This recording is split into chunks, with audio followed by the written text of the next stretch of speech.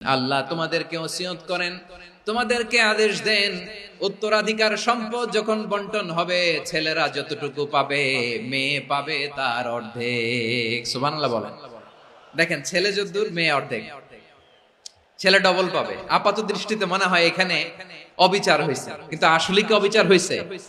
আপনি বিয়ের ক্ষেত্রে যান, ওইখানে আবার ছেলে মোহরানা দেয়, মেয়ে সেখানে মোহরানা পায়।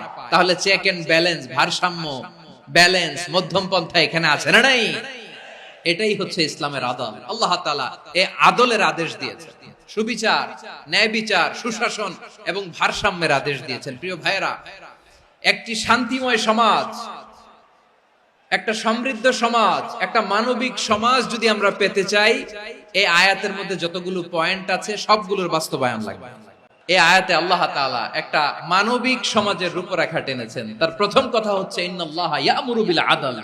আল্লাহ তাআলা তোমাদেরকে আদলের নির্দেশনা দেয়, সুবিচার, সুশাসনের নির্দেশনা দেয়। যে সমাজে আদল থাকে না সেই সমাজে জুলুম মানুষের ঘাড়ে চেপে বসে। আদলের বিপরীত হচ্ছে জুলুম। আদলের বিপরীত কি? জুলুম বা জাওর, অত্যাচার, অবিচার, বৈষম্য। এই যে বৈষম্য বিরোধী ছাত্র আন্দোলন কমন পড়ছে? এই যে একজন সমন্বয়ক তো দেখা করলো আমার সাথে। জুলুম মানে হচ্ছে বৈষম্য।